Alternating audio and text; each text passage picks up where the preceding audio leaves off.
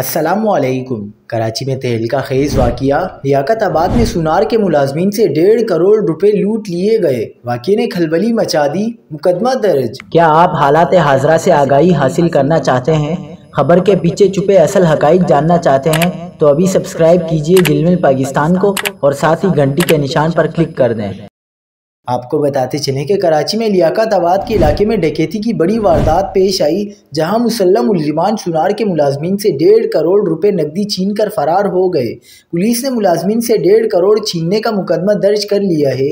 मोहम्मद फरहान की मुद्दयत में नामालूम मुलजिमान के खिलाफ मुकदमा दर्ज किया गया।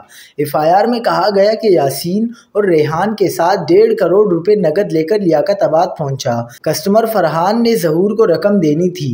इस दौरान 3 मोटरसाइकिलों पर 6 मुसल्लम मुल्जिमान ने असले के जोर पर रोका और रकम छीन ली। वारदात के बाद मुतासिरा फरीक ने फौरी तौर पर पुलिस को इत्तला दी, ताहम पुलिस ने वाक़ये का मुकदमा दर्ज करके तफ्तीश शुरू कर दी है। पुलिस हुक्काम का कहना है कि वारदात की जगह से शवाहिद इकट्ठे किए जा रहे हैं, जबकि CCTV फुटेजेस हासिल करने की कोशिश भी जारी है ताकि मुल्जिमान का सुराग लगाया जा सके।